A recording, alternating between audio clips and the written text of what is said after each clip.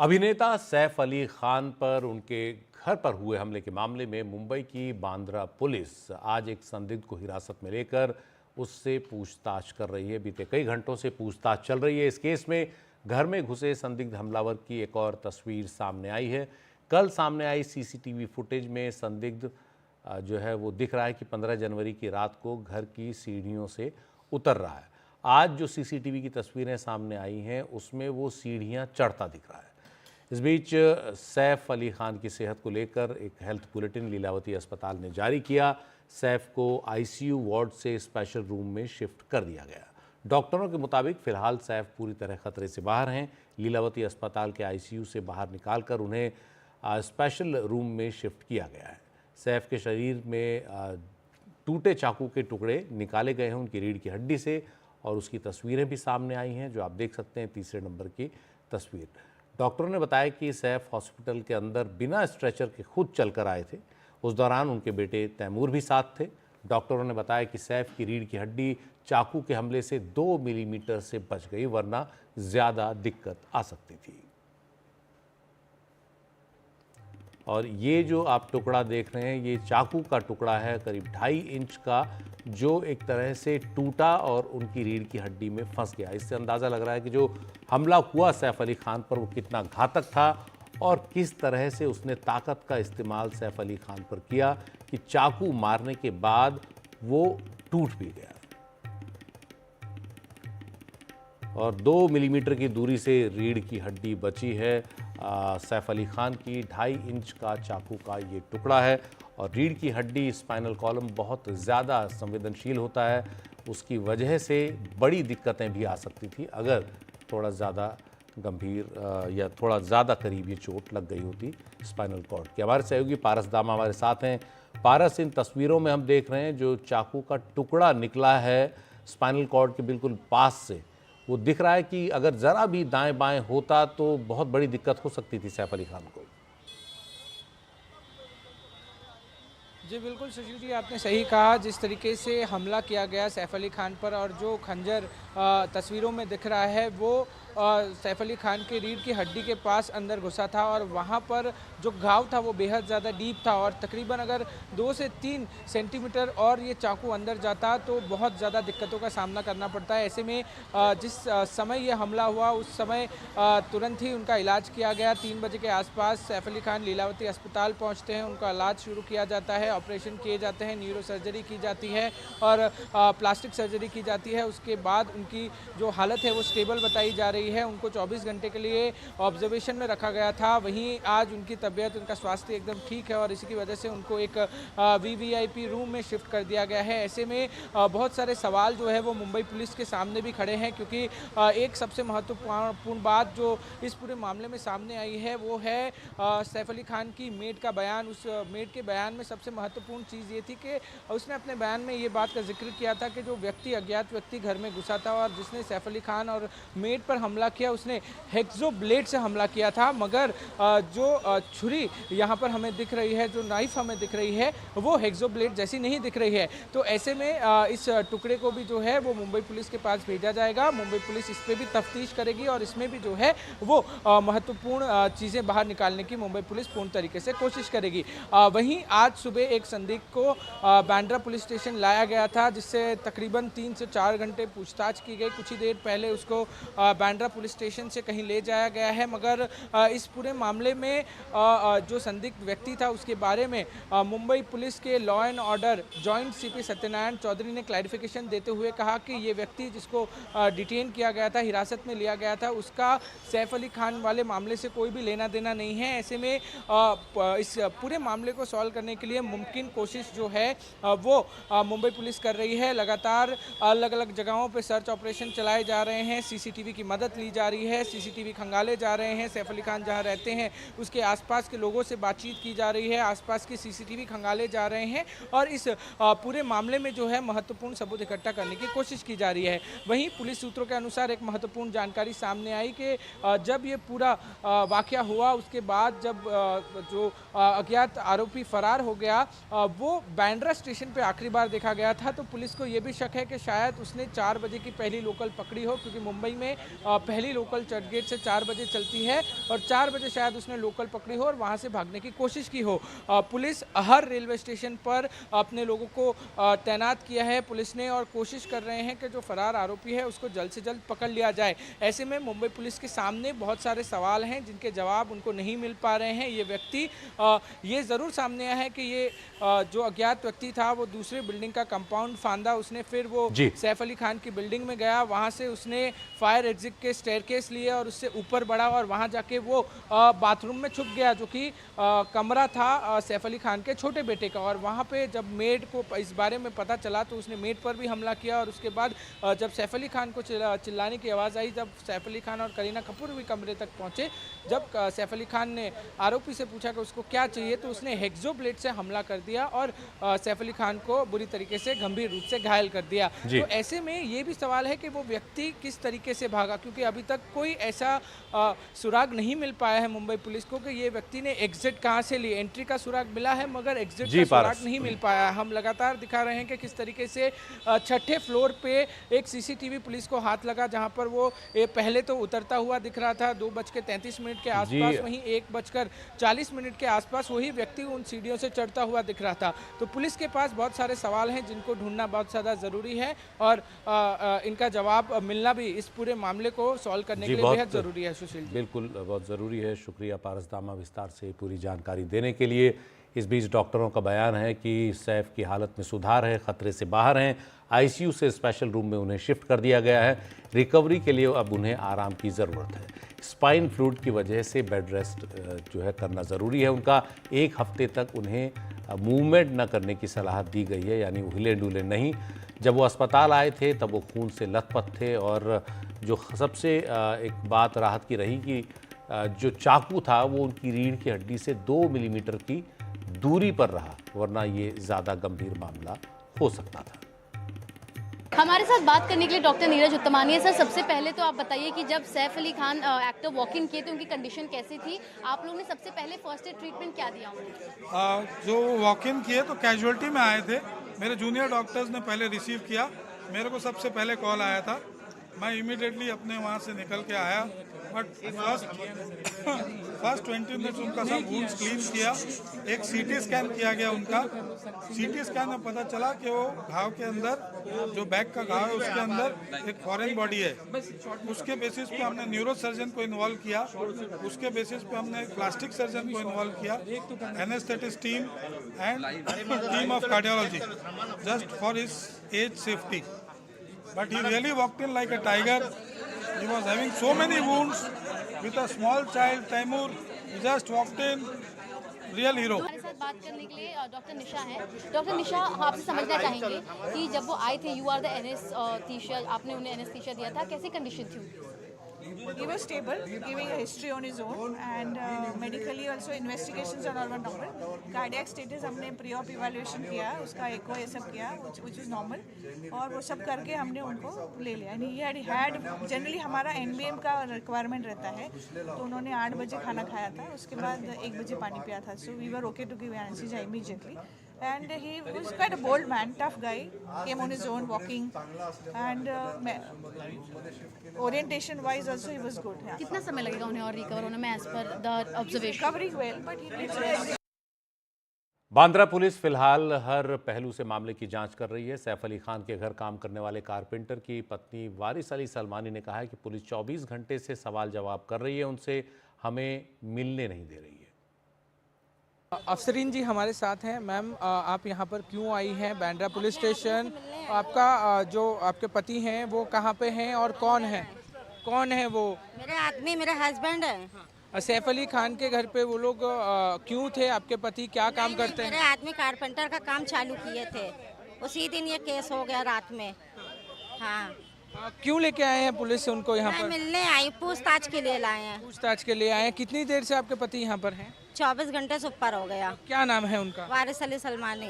आपको पुलिस की तरफ से कुछ बताया गया है कि क्या कारण?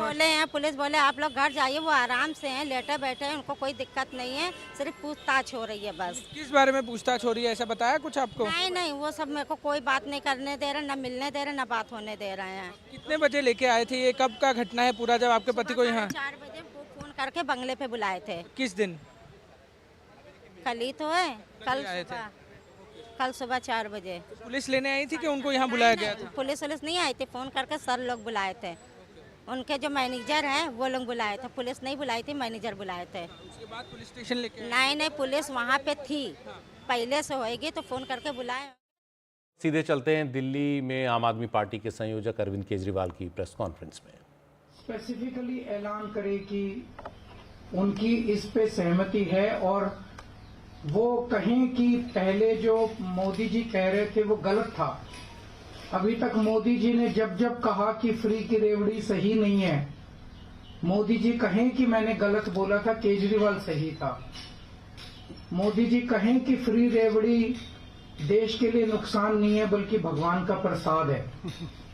जो हम बार बार कहते थे कि फ्री की रेवड़ी वो देश के लिए खराब नहीं है, भगवान का प्रसाद है, मोदी जी भी कहें सामने आके कि मैं गलत था, केजरीवाल सही था और ये फ्री की रेवड़ी देश के लिए अच्छी है और फ्री की रेवड़ी होनी चाहिए, फ्री की रेवड़ी भगवान का प्रसाद है।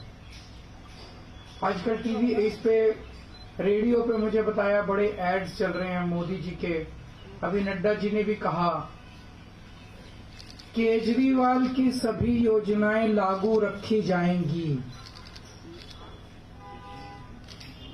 ऐसा नड्डा साहब ने भी बोला अगले संकल्प पत्र में, ऐसा मोदी जी भी अपने एड्स में बोल रहे हैं कि केजरीवाल की सभी योजनाएं।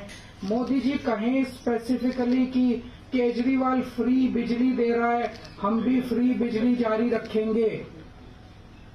केजरीवाल फ्री पानी दे रहा है, हम भी फ्री पानी जारी रखेंगे। नड्डा जी ने आज अपने संकल्प पत्र में तो ऐलान कर दिया कि मोहल्ला क्लिनिक बंद कर दिए जाएंगे दिल्ली में। मुझे बेहद दुख है। आज हम सारी दिल्ली में जाके पूछेंगे लोगों से मोहल्ला क्लिनिक चाहिए कि नहीं चाहिए। जो मोहल्ला क्लिनिक के पक्ष में आम आदमी पार्टी को वोट दो और जो चाहते हैं मोहल्ला क्लिनिक तोड़ दिए जाएं वो बीजेपी को वोट दो। मोदी जी आए और बोलें रेडियो के ऊपर कि केजरीवाल जो फ्री बस की यात्रा देता है वो सही है और हम भी जारी रखेंगे। तो जब केजरीवाल का ही सारा काम करना है तो फिर केजरीवाल का काम करने के लिए बीजेपी को क्यों लाया जाए? केजरीवाल का काम तो केजरीवाल ही ज्यादा सही करेगा, केजरीवाल को ही करना आता है। तो फिर जनता यही पूछ रही है उनसे भी, जब केजरीवाल का ही काम तुमने करना है तो केजरीवाल का काम करने के लिए फिर केजरीवाल ही ठीक है, तुमको क्यों लेके आए? तो एक लाइन के अंदर अगर इनका पूरा घोषणा पत्र बनाया जाए तो वो यही है कि जो काम केजरीवाल कर रहा है वो बहुत अच्छा है। भारतीय जनता पार्टी केजरीवाल के काम की सराहना करती है और अगर दिल्ली की जनता ने मौका दिया तो केजरीवाल का काम जारी रखेंगे। ये उनका संकल्प पत्र है। उसके लिए तो जनता कह रही है भाई आपके पास क्या विजन है, आप नया क्या करोगे? आपके पास दिल्ली का क्या विजन है, आपके पास दिल्ली की क्या प्लानिंग है? कोई प्लानिंग नहीं है लोगों के पास। बस हमारे मैनिफेस्टो के ऊपर वो, हमारी गारंटी के ऊपर वो चुनाव लड़ना चाहते हैं। इससे दुर्भाग्यपूर्ण किसी इससे खोखले विजन वाली पार्टी मैंने कभी आज तक जिंदगी में नहीं देखी, जिनके पास कोई सोच ही नहीं है दिल्ली के लिए, कोई विजन ही नहीं है, कोई नीयत ही नहीं है। उनको लोगों ने कानून व्यवस्था मेंटेन करने की जिम्मेदारी दी हुई है। पूरे संकल्प पत्र में एक लाइन नहीं लिखी हुई कि कानून व्यवस्था दिल्ली में कैसे ठीक करेंगे। दिल्ली के अंदर खुलेआम गैंगस्टर वॉर हो रहे हैं, खुलेआम गोलियां चल रही हैं। अरे एक लाइन तो लिख देते कि दिल्ली की कानून व्यवस्था कैसे ठीक करोगे। एक लाइन पूरे इनके संकल्प पत्र में नहीं है कि दिल्ली की कानून व्यवस्था कैसे। पूरा का पूरा इनका संकल्प पत्र झूठ का पुलिंदा है। दिल्ली की जनता इनसे पूछना चाहती है, 2020 में इन्होंने कहा था जहां झुग्गी वहां मकान, और बोले 2022 तक 5 लाख झुग्गी वालों को 5 लाख मकान बना के देंगे। आज फिर वही लेके आ गए वादा, जहां झुग्गी वहां मकान। कितनी बार? 10 साल में 4,500 मकान बनाए हैं। इस साल से इस स्पीड से 1,000 साल लगेंगे सारे मकान बनाने में। पिछली बार इन्होंने वादा किया था पक्की कच्ची कॉलोनियों की रजिस्ट्री कराएंगे। 40 लाख लोगों की रजिस्ट्री होनी है। 5 साल में 25,000 रजिस्ट्री कराई है, इस हिसाब से तो पता नहीं कितने साल लगेंगे। वो भी वादा पूरा नहीं किया। इन्होंने वादा किया था राजस्थान के चुनाव में, कई और चुनाव में 500 का सिलेंडर देंगे, कहीं नहीं दिया। कहाँ दिया? कहीं नहीं दिया। इन्होंने वादा किया था 15 लाख रुपए देंगे, किसी को नहीं दिए। इन्होंने वादा किया था 2 करोड़ नौकरियां देंगे, किसी को नहीं दी। तो जनता के 2-3 प्रश्न है कि 10 साल में तुमने क्या काम किया। पहले तो दिल्ली की जंग आप देख रहे हैं। उधर आज बीजेपी ने चुनाव के लिए अपना संकल्प पत्र जारी कर दिया है। इसमें कई बड़े ऐलान किए गए, जैसे कि मुफ्त बिजली, पानी, होली दिवाली पर फ्री सिलेंडर, महिलाओं को 2500 रुपये प्रति माह। इसके अलावा गर्भवती महिलाएं जो हैं उन्हें 21,000 रुपये नगद और न्यूट्रिशन किट दिया जाएगा। आयुष्मान भारत योजना के तहत 51 लाख लोगों को कवर किया जाएगा।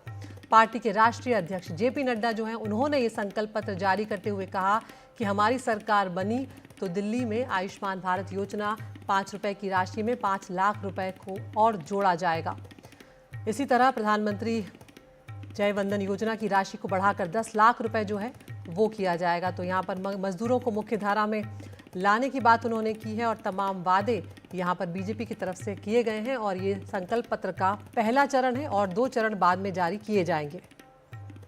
हम भारतीय जनता पार्टी के संकल्प में इस बात को जोड़ते हैं कि महिला समृद्धि योजना के तहत प्रति माह 2500 रुपये महिलाओं को दिया जाएगा और पहली कैबिनेट मीटिंग में महिला समृद्धि योजना फर्स्ट कैबिनेट मीटिंग में पारित किया जाएगा। जो हमारी गरीब बहनें हैं, जो गरीब परिवार हैं, उनको 500 रुपये का सिलेंडर पर सब्सिडी दी जाएगी और साथ ही साथ होली और दिवाली में दोनों समय में, हर एक समय में, होली और दिवाली में 1 सिलेंडर ईच यह मुफ्त दी जाएगी, फ्री सिलेंडर दिया जाएगा, इसको प्रोवाइड किया जाएगा। मातृ सुरक्षा वंदना योजना को और इम्प्रेसिव और उसको ताकत देने के लिए, उसको और शक्ति देने के लिए 6 न्यूट्रिशनल किट्स दिया जाएगा और साथ में 21,000 रुपये प्रति प्रेग्नेंट मदर को चीफ मिनिस्टर के मातृत्व सुरक्षा योजना के तहत वह भी दिया जाएगा। और हमारे साथ हमारे एग्जीक्यूटिव एडिटर अखिलेश शर्मा इस वक्त जुड़ गए हैं। अखिलेश, हम खासकर देख रहे हैं संकल्प पत्र में एक बार फिर से उन लोगों को ही टारगेट किया गया है, जैसे महिलाओं का मामला हो, चाहे वो छात्रों का मामला हो, गरीबों का मामला हो, ताकि जिस तरह से अलग अलग राज्यों में बीजेपी ने जीत हासिल की है, तो एक बार फिर से उसी रणनीति के साथ दिल्ली में भी बीजेपी आगे बढ़ती हुई नजर आ रही है। बिल्कुल अदिति, अगर हम लोकसभा चुनाव को देखें या उसके पहले और बाद में विधानसभा चुनाव को देखें तो महिला वोटर जो है एक बहुत बड़ा फैक्टर बन करके उभरी हैं और इसीलिए सभी राजनीतिक दल अब उन्हीं के ऊपर ध्यान केंद्रित कर रहे हैं। यही कारण है कि झारखंड में, महाराष्ट्र में जिस सरकार ने महिलाओं को राशि या तो देने की बात कही या बढ़ाने की बात कही तो वो सरकारें वापस आ गई और इसीलिए दिल्ली में भी जिस तरह से अरविंद केजरीवाल की पार्टी ने कहा कि 1,000 रुपये दिया जाएगा, उसके बाद इसको बढ़ाकर 2100 रुपये किया जाएगा, तो बीजेपी ने भी अपनी ओर से अब इसको 2500 रुपये का देने का ऐलान किया है, वादा किया है और कांग्रेस पार्टी भी 2500 रुपये का ऐलान कर चुकी है। तो इस तरह से महिला मतदाता काफ़ी महत्वपूर्ण हो गई है। एलपीजी सिलेंडर देने की बात हो या फिर गर्भवती महिलाओं को 21,000 रुपये देने की बात हो, तो महिलाओं पर खास तौर से ध्यान केंद्रित किया जा रहा है और बीजेपी भी जो अभी तक कहती आई थी, आलोचना करती आई थी कि ये रेवड़ियाँ बांटी जा रही हैं, दिल्ली में अरविंद केजरीवाल रेवड़ी बांट रहे हैं, उसके बजाय अब उसी रास्ते पर चलती हुई दिखाई दे रही है। बिल्कुल, बहुत बहुत शुक्रिया अखिलेश तमाम जानकारी के लिए। तो देखना ये होगा कि अब दिल्ली के वोटर जो हैं वो किस पर ज़्यादा इस बार भरोसा जताते हैं। क्या एंटी इनकम्बेंसी फैक्टर जो है वो आम आदमी पार्टी को भारी पड़ता है, क्या कांग्रेस जो है वो सत्ता में आती है या बीजेपी सत्ता में आती है, ये देखना काफ़ी दिलचस्प होगा। एक ब्रेक के लिए यहाँ पर रुक रहे हैं, फ़ौरन हाजिर होते हैं।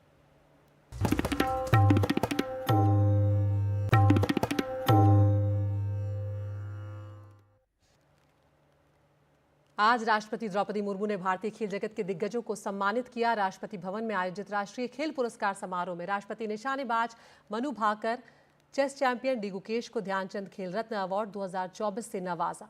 इस मौके पर हमारे सहयोगी विमल मोहन ने ओलंपिक पदक विजेता मनु भाकर से बातचीत की, लेकिन ये तस्वीरें भी आपको दिखा रहे हैं जब राष्ट्रपति ने इन खिलाड़ियों को सम्मानित किया। खेल में उनकी उत्कृष्ट उपलब्धियों को मान्यता प्रदान करते हैं। मनु से आप जब भी बात कीजिए मुझे हर बार कहना पड़ता है कि ये इनके लाइफ का बेस्ट मोमेंट है, बिगेस्ट अवार्ड है, और ये 7-8 साल से हम बोलते आ रहे हैं। 22 साल की उम्र है और 48 आपके पास मेडल है, इंटरनेशनल मेडल है, हो सकता है और भी ज़्यादा हो गए, मैंने जो देखा है। ये कहाँ तक जाना है? सर मैं गिनती नहीं करती हूँ और मेरी मैथ्स भी ज़्यादा अच्छी नहीं है। अरे बहुत अच्छी है आपकी मैथ्स, 10th में बहुत नंबर है। ट्यूशन था तब, बट मेहनत करती रहूँगी। स्पोर्ट्स मेरा पैशन है और शूटिंग मेक्स मी हैप्पी। तो आई थिंक ये काफ़ी लंबे टाइम तक मैं चाहूँगी कि मैं जितना लंबा हो सके उतना लंबा अच्छा परफॉर्म करती रहूँ, मेहनत करती रहूँ और मेडल्स जीतती रहूँ। अच्छा, आपके कंट्रोवर्सी से लेकर नहीं, जब आपको अर्जुन अवार्ड मिला था या पहले मिला या बाद में मिला, हर बार, हालांकि इस बार मैं ये इनसे जो मिनिस्ट्री वगैरह से बात कर रहा था तो वो कोई रोस्टर रिपोजिटरी बना रहे हैं, आपको लगता है कि कंट्रोवर्सी आगे भी, मतलब सिर्फ के लिए नहीं कि आप को लेके कैसे अवॉइड किया जा सकता है? आप क्या सजेशन देती है? जैसे मुझे लगता है कि अगर परसेंटाइल अगर सिस्टम कर दें कि आपको हाईएस्ट गोल्ड मिला तो 100 मिले, तो शायद एक तरीका हो सकता है। Sir I think pointer system, I am not sure कि सब कैसे काम करता है, बट आई एम श्योर उन्होंने बहुत सोच समझ कर ही ये प्रोसेस को बनाया होगा, जो सिलेक्शन प्रोसीजर है, और सिलेक्शन कमेटी भी जो है वो भी बहुत सोच समझ कर डिसीजंस लेती होंगी। कहीं ना कहीं छोटी मोटी भूल चूक रह जाती है, आई एम श्योर कि उसके लिए भी वो काम कर रहे होंगे, और आई होप कि आगे भी वो लोग और अच्छे डिसीजंस लेते रहें ऐसे ही। और आपके साथ केवल यानी इंटरनेशनल लेवल पे आपने मेडल का कलर निकाला, बहुत सारे लोगों का मेडल डिसकलर हो गया, एक मतलब पेरिस को लेकर बहुत सारे कंप्लेंट्स थे, लकीली मतलब आपका ये कलर बढ़िया लगा। That's so sweet, thank you so much sir, thank you। क्या मतलब उसको कलर का आपका केवल है? बहुत सारे मैंने एथलीट से पूछा, उनका भी हो रहा है। सर वो दरअसल प्रॉब्लम ये है कि मेडल्स को जैसे हमें मेडल्स मिले थे उसके 2-3 दिन में ही उसकी ऊपर वाली लेयर निकलने लग गई है। और पता आपको कैसे चला? ऐसे ही? नहीं, मेरे खुद के मेडल से पता लग रहा है कि उसकी निकल चुकी है, क्योंकि तो मुझे लगता है कि जो ओलंपिक के मेडल्स हैं वो एक लाइफ टाइम चेरिश करने वाली चीज़ होती है, बिकॉज एक बहुत ही बड़ी मेमोरी आपकी जुड़ी होती है उन मेडल से, और आई थिंक उससे बड़ा सोवेनियर कुछ नहीं, मतलब उससे बड़ी एक चीज़ कुछ नहीं हो सकती है एक एथलीट के करियर में। तो उनकी क्वालिटी अच्छी होना बहुत ज़रूरी बात है, और अगर आईओसी चेंज कर रही है तो आई थिंक बहुत बेहतरीन डिसीजन लिया गया है, बिकॉज बहुत सारे एथलीट्स इंडिया में भी और इनफैक्ट बाहर भी बहुत ज़्यादा एथलीट्स ने कंप्लेंट्स भी दर्ज करी हैं और बहुत सारे अपसेट भी थे इस बारे में। और आपका फाइनल में बहुत लोगों ने पूछा कि आपका अभी सबसे बड़ा टूर्नामेंट कौन सा है जिसको आप सबसे बड़ा टूर्नामेंट सर अभी वर्ल्ड कप लाइंड अप है इस ईयर, तो वही है, फिर नेक्स्ट ईयर एशियन गेम्स और वर्ल्ड चैंपियनशिप्स हैं। चलो, wish you all the best. Thank you very much. Thank you so much. Thank you.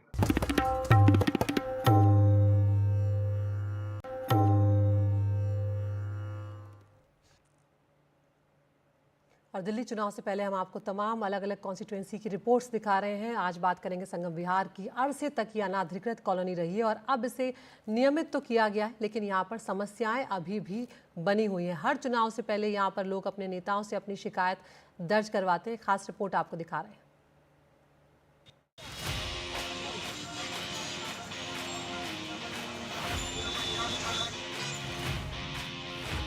हम इस वक्त संगम विहार विधानसभा क्षेत्र में हैं और देश की ये एक ऐसी विधानसभा क्षेत्र है जिसे सरकार ने नहीं बल्कि प्राइवेट जमींदारों ने काटा था। सन 1980 में यहाँ पे 100 रुपये गज के हिसाब से ज़मीन काटी गई थी और उसके बाद जो आबादी है वो बढ़ते बढ़ते यहाँ पे 3 लाख पहुँच गई और ज़्यादातर यूपी और बिहार के प्रवासी लोग यहाँ पे रहते हैं और ज़मीनों के रेट भी आसमान छू रहे हैं। और अगर यहाँ के राजनीतिक मुद्दों की बात करें तो आम आदमी पार्टी से दिनेश मोहनिया यहाँ 10 साल से विधायक हैं। उनका मुकाबला कांग्रेस के हर्ष चौधरी से है और बीजेपी भी पूरी ताल ठोक रही है। और यहाँ के जो सबसे बड़े मुद्दे हैं वो बिजली, पानी, सड़क है। इसके अलावा जो ट्रैफिक है वो भी एक बड़ा इशू है और जो नाली की निकासी है वो भी एक बड़ा मुद्दा बना हुआ है। चूँकि ये प्राइवेट कॉलोनी थी, उसके बाद सरकार यहाँ काम करा रही है, लेकिन अभी भी बहुत से काम किए जाने बाकी हैं। ये वो बस्ती है जो कि 80 के दशक में बसी। तुगलकाबाद के बड़े काश्तकारों ने यहाँ कुछ प्लॉट काटे और बेचे और इन्हीं से धीरे धीरे तैयार हुआ संगम विहार। धीरे धीरे आबादी बढ़ती गई और एक समय ये यूपी बिहार से आने वालों का सबसे बड़ा ठिकाना बनती गई। लेकिन यहाँ बुनियादी ढांचा शुरू से ही ना के बराबर रहा। न कायदे की सड़कें रहीं, न नालियां बनी। पानी की कमी ने यहाँ टैंकर माफिया को बढ़ावा दिया। सन 2008 में संगम विहार अलग विधानसभा सीट बनाई गई। तब बीजेपी के शिवचरण लाल गुप्ता ने जीत हासिल की, लेकिन उसके बाद से लगातार 3 चुनाव आम आदमी पार्टी के दिनेश मोहनिया जीतते रहे। इस बार भी दिनेश मोहनिया उम्मीदवार हैं और उनके मुकाबले कांग्रेस पार्टी के हर्ष चौधरी हैं। यहाँ पिछले 21 साल से 10 साल भाजपा का कार्यकाल रहा, 11 साल से वर्तमान दिनेश मोहनिया का जो कार्यकाल रहा है। और यहाँ पर जैसे ही आप संगम विहार में घुसे होंगे तो जो टंकियाँ रखी हुई हैं वो प्रतीक है इनकी विफलताओं का। वो प्रतीक है कि जो इन्होंने नाकामी दिखाई। इन्होंने कहा था 700 लीटर पानी रोज़ देंगे, उन माताएं बहनों का जो दुख दर्द दूर करेंगे, लेकिन वो माताएं बहनें दर दर की ठोकरें खा रही हैं। बावजूद उसके उनको पानी नहीं मिल रहा है। ना केवल पानी मिल रहा है बल्कि विधायक नहीं मिलता। पूरा का पूरा संगम विहार केवल टैंकर्स और ट्यूबवेल पर निर्भर था। आज की तारीख में संगम विहार में filtered water, Yamuna Ganga water जो है, सोनिया विहार का पानी वो हम सप्लाई कर रहे हैं। और 5 ब्लॉक्स जिसमें D block, E block, F1, F2, G block, इन 5 ब्लॉक के हर घर के सामने पानी की लाइनें डाल दी गई हैं। उनको कनेक्शन दिए जा रहे हैं। मीटर्ड कनेक्शन शुरू हो गए हैं। मीटर्ड कनेक्शन लोग ले रहे हैं। तो आप ये देखिए कि जीरो से उठा के इस कंस्टिट्यूंसी को हम यहाँ तक लाए हैं। सन 2020 में बीजेपी ने ये सीट अपने सहयोगी जेडीयू के खाते में दे दी थी। तब दिनेश मोहनिया को 64.58%, जनता दल यूनाइटेड के शिवचरण गुप्ता को 28.13% और कांग्रेस की पूनम आजाद को 3.2% वोट मिले थे। संगम विहार के मुद्दे वही पुराने हैं। अरसे तक अनियमित रही ये कॉलोनी नियमित तो हो गई, लेकिन सड़क, नाली, सीवर, पानी सबका इंतजाम खस्ता हाल है। रोड अभी बन रहा है, बनाना चालू करा अभी इलेक्शन में। इससे पहले रोड नहीं बना था। दुकान लगाने में तो कोई समस्या नहीं। अब ये बारिश आ जाती तो भी ये दिक्कत तो झेलनी पड़ती है यार भाई, थोड़ी बहुत। क्या दिक्कत होती है बारिश आने पे? पानी भर जाता है और क्या, यही दिक्कत है। मुश्किल ये है कि जैसे मान लो कोई अगर आदमी बीमार है और रोड इस तरीके से है तो उसकी तो जान ऐसे ही निकल जाएगी। इलेक्शन की वजह से रोड बन रही है। अब इलेक्शन की वजह से लग रहा है रोड बन रही हो जल्दी, या कैसे बन रही हो, अब बन रही है रोड। हमारी गलियाँ के महीने में साफ नहीं होती हैं। देखते थे इंतजार, कोई आजा साफ कर, कोई करता नहीं। बोलते हैं तो नक्शे दिखाते हैं, क्या कर देंगे, क्या हो गया। आप पार्षद या विधायक से बोलते हो कि साफ कराओ, तो वो क्या बोलते हैं? पार्षद का हम पे कोई नंबर नहीं है, कहाँ से बोलेंगे। विधायक कहते हैं जी हमारा काम तो हो रहा है, तुम्हें क्या दिक्कत है। इतना पानी भर जाता है, बरसात में पानी भरता है। बरसात में बहुत ज्यादा पानी भर जाता है, कमर से ऊपर तक पानी भरता है। पूरा घर में पानी आ जाता है, बेसमेंट में पानी आ जाता है। कैसे आते जाते हो फिर आप लोग? कैसे आते एकदम भाई, पानी में डूब के जाना पड़ता है। पूरे संगम विहार में सकरी गलियों का लंबा जाल है और ऐसी ही गलियों में लाखों लोग रहते हैं। ऐसी ही एक गली का जायजा एनडीटीवी की टीम ने लिया और आप देख सकते हैं कि आप अगर मैं यहाँ खड़ा हो जाऊँ तो आपको मेरा चेहरा नहीं दिखाई देगा। यानी दोपहर में भी आपको लाइट जला के ही इस रास्ते से गुजरना पड़ेगा। और एक बार ऊपर देखिए, एक बार ये ऊपर देखिए, ये देखिए ये जो है ये हाल है यहाँ संगम विहार की गलियों का। और इसी में तार भी ऊपर से गया है। तो ये इस तरीके से लोग यहाँ ज़िंदगी गुजार रहे हैं और ये बड़ी पुरानी कॉलोनी है। और लेकिन ये जो परेशानियाँ इनकी हैं ये ख़त्म होने का नाम नहीं ले रही हैं। और यहाँ सरकारें बदली, विधायक बदलते गए, लेकिन जो है इनकी ज़िंदगी पर कोई असर नहीं पड़ा। हालांकि जब आप मेन रोड पे आएंगे तो यहाँ से आपको 8-10 फीट की सड़क मिलेगी, लेकिन जो अंदर जो गलियाँ हैं उन ज़्यादातर गलियों का ऐसा ही हाल है। संगम विहार विधानसभा का नाम लेते ही टैंकर माफिया का ख्याल आता है। खराब सीवर सिस्टम और जाम पर ध्यान जाता है। यहाँ लगने वाले जाम को एनडीटीवी ने अपनी आंखों से देखा। संगम विहार में ट्रैफिक जाम एक बड़ी समस्या है जिससे यहाँ के इलाके के लोगों को दो चार होना पड़ता है।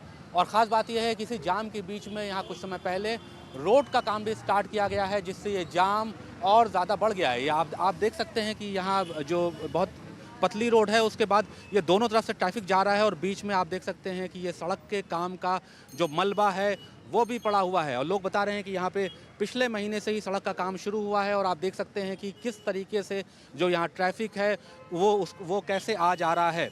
तो कहा जा रहा है कि एलजी और दिल्ली सरकार के बीच की जो लड़ाई थी उसकी वजह से यहाँ पे काफ़ी काम रुके रहे। अब चुनाव से ठीक पहले यहाँ पे रोड का काम शुरू हुआ है, जिसकी वजह से जो ये पूरा इलाका है पूरी तरीके से जैम पैक्ड है। संगम विहार में विकास के काफ़ी काम हुए हैं और जब हम यहाँ शूट कर रहे थे तो भी यहाँ काम चल रहे थे, लेकिन यहाँ समस्याएं इतनी ज़्यादा हैं और मुश्किलों का अंबार इतना अधिक है कि जो काम हुए हैं वो नाकाफी साबित होते हैं। शादाब सिद्दीकी, एनडीटीवी इंडिया के लिए।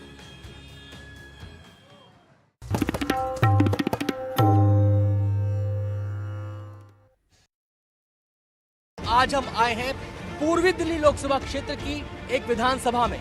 नाम है लक्ष्मी नगर विधानसभा। यहाँ पर चाहते हैं भैया साफ सफाई हो जाए, नालों की सफाई हो जाए, सड़कें बन जाएं। पानी की बहुत समस्या है। पानी की समस्या कैसे? पानी आता नहीं है, गंदा शाम को आता नहीं है, पहले तो शाम को आता नहीं है और आता भी तो गंदा पानी आता है। डेवलपमेंट हुआ है लक्ष्मी नगर में, ऐसा नहीं, पहले से काफी चेंज हुआ है यहाँ पर। बदलाव हुआ है नेगेटिव में मेरे हिसाब से। अच्छा, आपके हिसाब से कैसे नीचे की तरफ? डेवलपमेंट कुछ नहीं है, सड़कों की पोजीशन, पानी की समस्या, ये सब बहुत पिछले कुछ सालों में ज़्यादा बढ़ी हैं ठीक होने के बजाय।